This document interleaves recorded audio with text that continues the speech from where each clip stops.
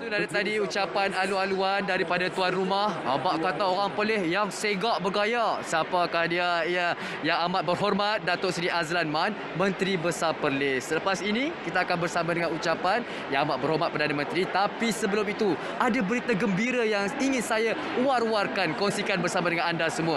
Apakah ia? Ya, ini adalah berita gembira buat warga Perlis apabila Perlis, Negeri Sembilan dan Melaka secara rasminya diiktiraf sebagai bandar paling bahagia di Malaysia untuk tahun 2021.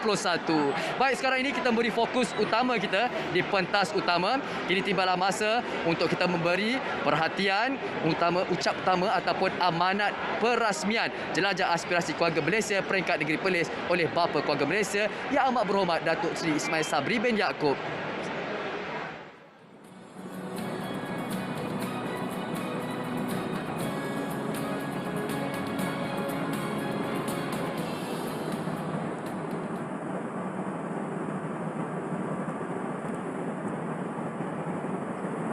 Terima kasih saudara dan saudari pengacara majlis. Bismillahirrahmanirrahim.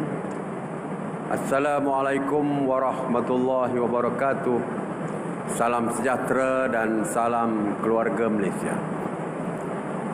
Yang amat berhormat Datuk Seri Azlan bin Man, Menteri Besar Perlis.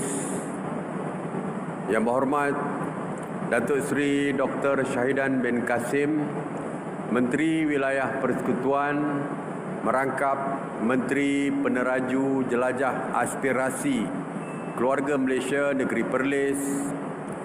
Yang berhormat Tan Sri Datuk Seri Panglima Town Planner Haji Anwar bin Haji Musa, Menteri Komunikasi dan Multimedia. Yang berhormat Datuk Seri Mahathir bin Khalid, Menteri Pembangunan Luar Bandar. Yang berbahagia Ketua Setiausaha Negara Tan Sri Zulki bin Ali. Yang berhormat Setiausaha Kerajaan Negeri Perlis, ahli-ahli yang berhormat, pegawai-pegawai kanan Persekutuan dan Negeri, rakan-rakan media, tuan-tuan, puan-puan yang saya kasihi sekalian. Alhamdulillah, syukur saya kehadrat Allah Subhanahu Wa Taala kerana dengan izinnya dapat saya sekali lagi bersama-sama dengan keluarga Malaysia di Perlis ini bagi meneruskan siri jelajah aspirasi keluarga Malaysia. Aspirasi keluarga Malaysia telah dirasmikan di Ibu Negara akhir tahun lepas dan kerajaan membuat keputusan untuk mengadakan siri jelajah di peringkat negeri bermula dengan Johor awal bulan ini dan Perlis pada hari ini. Seperti siri jelajah pertama, pelbagai program telah disediakan untuk memberikan kemudahan dan kefahaman yang mendalam kepada semua mengenai konsep aspirasi keluarga Malaysia yang menitik beratkan keterangkuman, kebersamaan dan kesyukuran. Saya yakin setiap lapisan masyarakat sudah sebati dengan konsep keluarga Malaysia yang fokus utamanya ialah untuk menyatu padukan rakyat ke arah kesejahteraan ekonomi, kestabilan politik dan seterusnya memulihkan negara dalam situasi yang mencabar ini.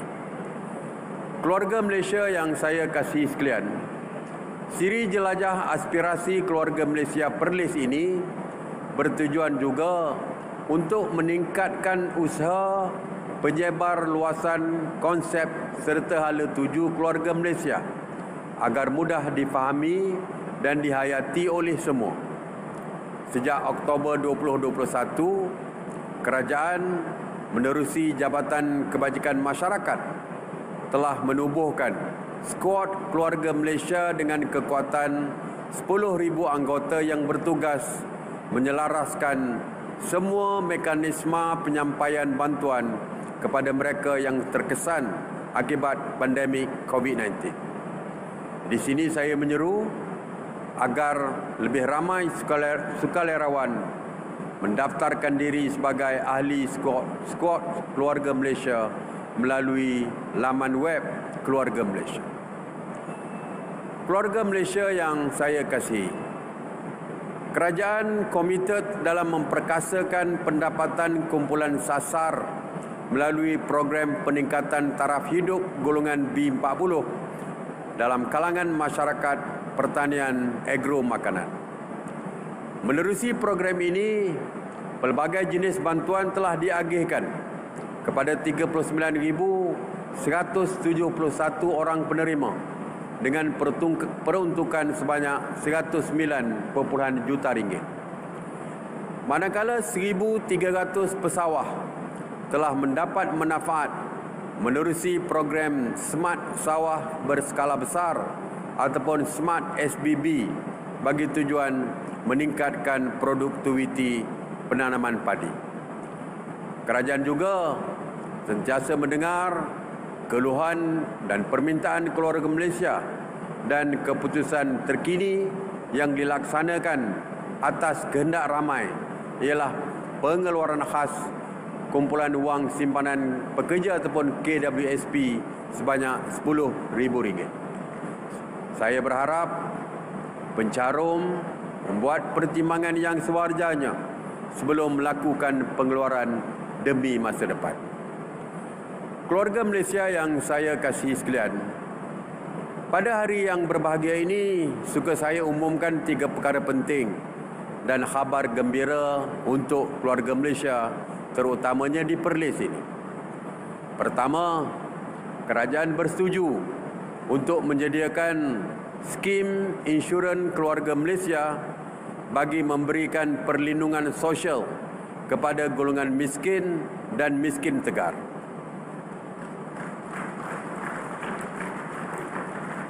Di bawah skim ini, ketua isi rumah ataupun KIR yang berdaftar dalam sistem e-Kasih akan diberikan perlindungan insurans yang melibatkan 268,000 keluarga miskin dengan premium RM50 setahun yang melibatkan kos sebanyak RM13.4 juta. Sekiranya KIR meninggal dunia disebabkan kematian biasa, keluarga akan mendapat manfaat RM10,000. Keilatan kekal RM10,000, sementara yang meninggal dunia akibat kemalangan sebanyak RM20,000. Pada masa yang sama, Peru Takaful BSN menerusi tanggungjawab sosial korporat syarikat itu sejak 2018 memberikan perlindungan insurans sebanyak RM30,000 secara percuma bagi KIR yang berdaftar menerusi e-Kasih. Yang kedua, seperti kita tahu, mulai 1 April negara akan memasuki fasa peralihan ke endemik dan keputusan kerajaan ini amat tepat pada masanya, lebih-lebih lagi menjelang bulan Ramadan. Ini membolehkan keluarga Malaysia mengimarahkan masjid dan surau dengan menunaikan solat sunat tarawih secara berjamaah tanpa perlu penjarakan sosial. Had waktu operasi perniagaan juga dimansuhkan dan keluarga Malaysia yang kesuntukan masa memasak untuk bersahur bolehlah makan di gerai-gerai yang menyediakan pelbagai jenis masakan diikuti solat subuh.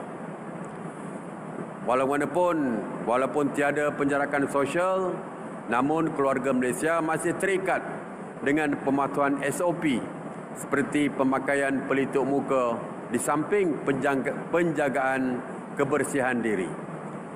Justru bagi memastikan SOP dan garis panduan masih terjaga ataupun SOP masih terjaga, saya hari ini melancarkan program Duta Komuniti Keluarga Malaysia yang berkonsepkan sukarelawan. Matlamatnya ialah untuk membudayakan kawalan kendiri dalam kalangan komuniti sepanjang fasa peralihan ke endemik. Duta komuniti ini akan ditempatkan di kawasan berisiko tinggi, iaitu sesak dan tertutup. Mereka akan memastikan maklumat yang disampaikan kepada komuniti adalah tepat, terkini dan efektif dengan cara penyampaian yang bernada lembut, berhemah dan bersopan apabila membuat teguran.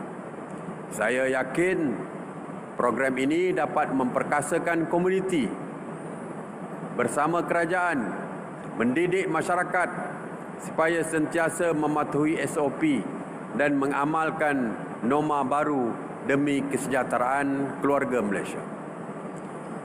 Ketiga, berita gembira untuk penduduk utara di Perlis dan Kedah. Mulai 1 April ini, Thailand bersetuju untuk membuka sempadan darat di Wang Kelian, Perlis dan Bukit Kayu Hitam, Kedah.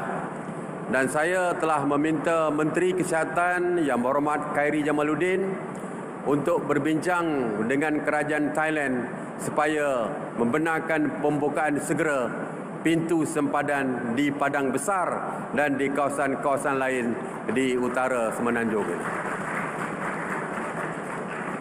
Semalam, saya telah mengumumkan pembukaan sepenuhnya pintu sempadan Malaysia-Singapura melalui udara, darat dan laut, dan laluan ini adalah untuk pekerja yang berulang-alik secara harian, dan dengan pembukaan sempadan ini akan mempermudahkan mereka untuk bekerja, dan SOP yang kita kenakan adalah longgar, iaitu tiada lagi kuarantin dan mereka tidak perlu menjalani ujian PCR atau RTK antigen pada waktu pelepasan dan ketibaan. Saya pasti usaha ini akan dapat menyumbang kepada pemulihan ekonomi negara dan impak yang positif kepada kelestarian ekonomi kita. Dan saya berharap SOP yang dikenakan di pintu masuk Johor dan Singapura itu dapat juga dilaksanakan di pintu masuk sempadan antara Malaysia dan Thailand ini. Seterusnya, saya dimaklumkan oleh Yang Amat Berhormat Menteri Besar Perlis Datuk Seri Azlan bahawa JT Kuala Perlis cetek airnya. Dan saya berbincang dengan pihak Setiausaha Kerajaan Negeri bahawa Kerajaan Negeri Perlis ingin membuat kajian kemungkinan untuk JT baru Kuala Perlis. Dan untuk kajian kemungkinan tersebut, Kerajaan Perlis memerlukan sebanyak 5 juta ringgit bagi membuat kajian tersebut, dan saya meluluskan 5 juta ringgit untuk kajian pelaksanaan tersebut. InsyaAllah, selepas kajian kemungkinan itu selesai, kita bolehlah melihat pada kemungkinan untuk membina JT baru di Kuala Perlis nanti. Tuan-tuan dan puan-puan, saya kira itu saja yang saya nak sampaikan. Akhir kata, sekali lagi saya mengucapkan tinggi terima kasih kepada Kerajaan Negeri Perlis di atas sokongan yang diberikan pada pihak-pihak Kerajaan Persekutuan untuk menjayakan program pada hari ini, besok dan sehingga hari Ahad. Begitu juga kepada seluruh warga Perlis yang memberikan kerjasama dan sambutan yang menggalakkan ini. Kita harap semangat keluarga Malaysia ini, semangat kekeluargaan ini akan terus dapat diterapkan di dalam setiap individu dan keluarga di Perlis ini.